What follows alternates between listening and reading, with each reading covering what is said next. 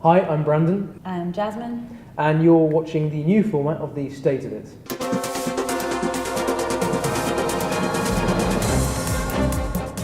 Unfortunately, Gabby couldn't be here today, so I brought in the news article that we're going to be discussing this week. It's called Yemen, UAE recklessly supplying militias with windfall of Western arms. So could you tell us a little bit more about the article? So basically, the Gulf states are supplying their allies, the militant groups in Yemen, with the Western military supplies that have been sold to them. And what is happening is that these militant groups are unaccountable to any government or any international organization, and therefore a lot of war crimes are being committed while using these Western supplied arms. Okay.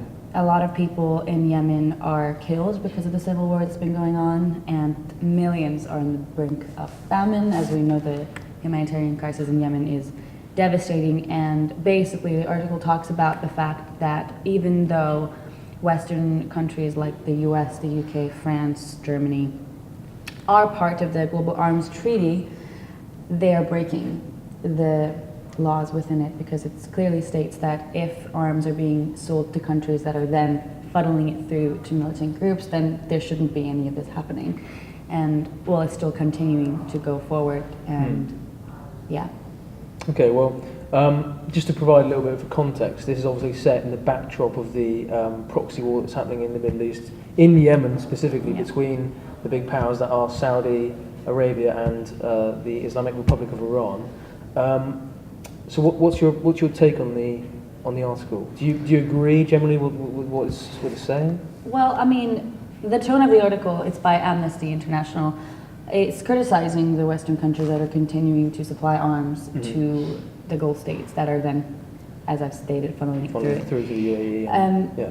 I agree with the article as a whole, because obviously playing fire with fire is only going to get people burnt further, and unfortunately the people of Yemen are just suffering because of a regional hegemonic war that's going on, and the Western powers, knowing this, there's been evidence, and the article speaks about it as well, it's linked below, they're still continuing to go through with what is beneficial for them and their sales, and even though people are just continuing to die. Yeah. And so then personally, yes, I think that just like how a few countries have stopped selling arms, like Denmark, Norway, the Netherlands, and Finland, just as they've taken the right approach, in my opinion, I think you should also continue, because it's not helping anybody. Yeah, I think it's interesting, isn't it, that when you look at Western powers like the US, UK, France, they are continuing to provide, and as you said, Denmark and some other, I think it was Scandinavian countries are, they've stopped that,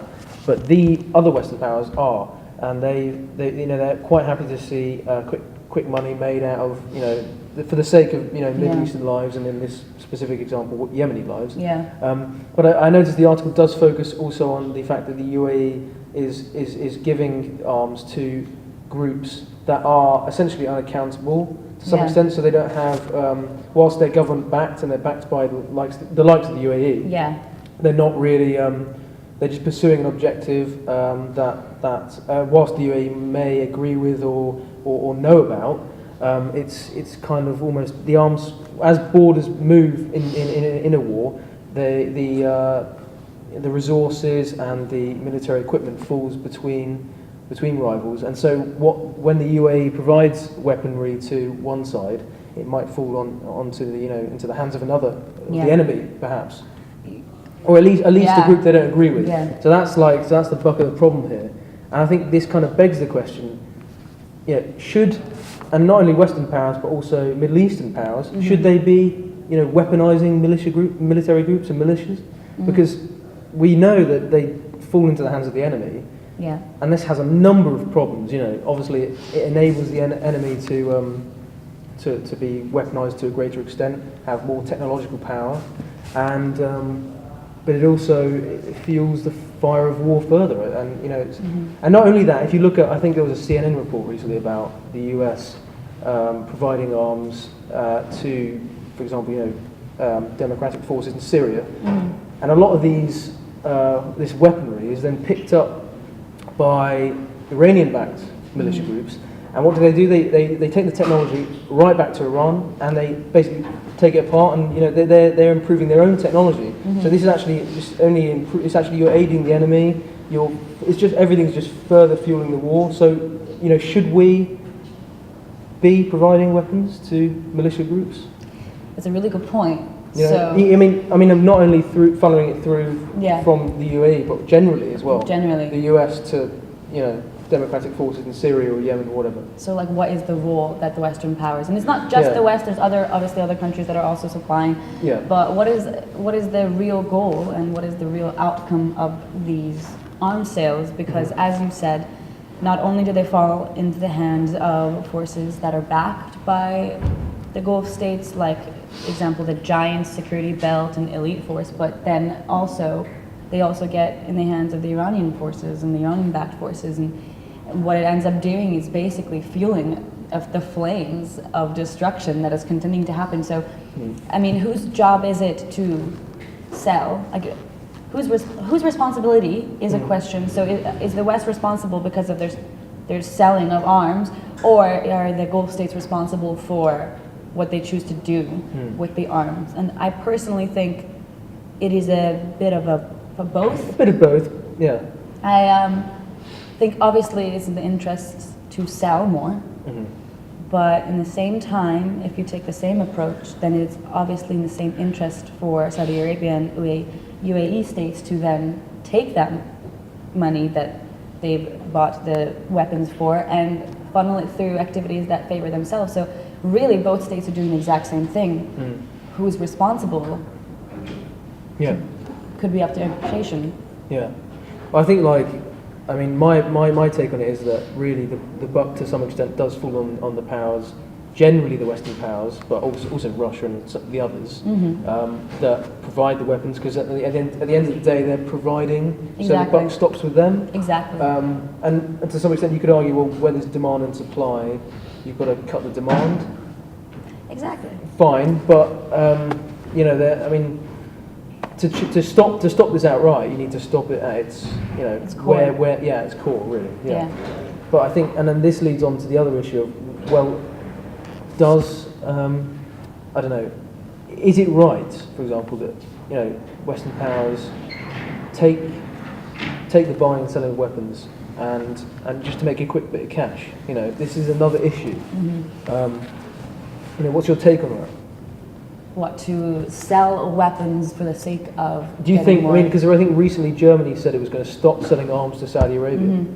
After the murder of a journalist in Turkey, they said that's it. We're not. Which is a strange motive, but nevertheless, they have a motive, and they've said they're going to stop selling arms to Saudi Arabia. So, do you think the US and the UK and other powers should stop? Should follow through with this? Well, I personally think they. I mean, this is obviously moving away, but generally. Yeah, I mean, I think they should. Obviously, it is not in their interest to do so because there's a lot of influence.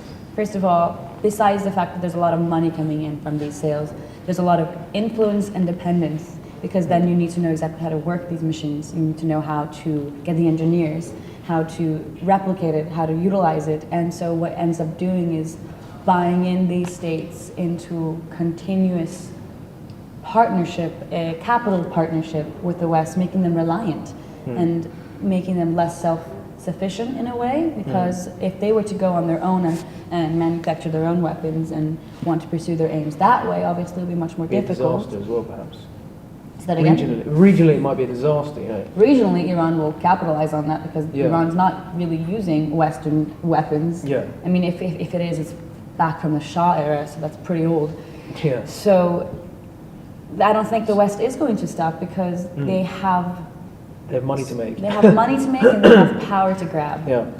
Well, I mean, just to play devil's advocate, you could argue that there are jobs at stake in these Western countries. A lot of I don't know what the percentages are, but a lot of the GDP makeup is defined on selling arms to war zones. So, how many jobs and how much loss will a country make? For example, the USA, how many jobs will be lost in the process of cutting arms trade with Saudi Arabia or the UAE or so on? I mean, the budget that the US spends on its military is a lot, and And not 100%, but I assume that a lot of that goes into the manufacturing of more technology and more arms and more stock available to then sell. So then by stopping this, you're hitting a big core of US economy. But that's not the case necessarily with other countries that are supplying arms, because they have chosen not to make it so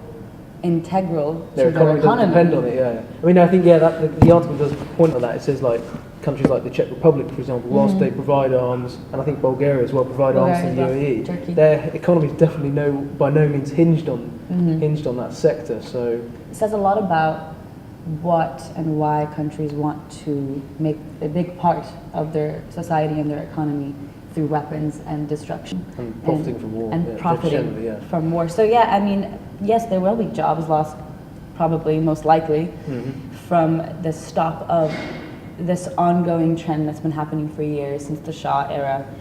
But I mean, at that point, and I think, you're playing devil's advocate to this, so to the people that think, it's going to hurt the economy, well, the economy has hit pitfalls before and it has recovered, and I'm sure, I'm not an economist, so don't quote me, but I'm pretty sure that the economy can bounce back. Meanwhile, the instability of the region as a whole, which is getting completely, like, foundations are going away. Syria's in a mess, Yemen's in a mess. I think the consequences that we're seeing from the destabilization of the Middle East are far more detrimental than the impact on the economy, because on top of the destabilization in Yemen and Syria, you get the refugee crisis that we talked about last week.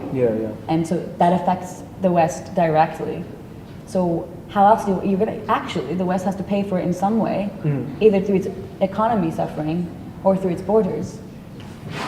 So you got to basically pick and choose, that's what I'm saying, And I guess to some extent, is it right for the USA to make quick cash, or do Yemeni lives matter more, is what it comes down to. So, okay, well, I think we'll finish up there. I think that was a good discussion. What do you guys think? Who is more held responsible? The Gulf states that are supplying the weapons to the rebel forces, or the Western powers? Not just the West, Russia as well, but the Western powers that are supplying them with the arms that they have.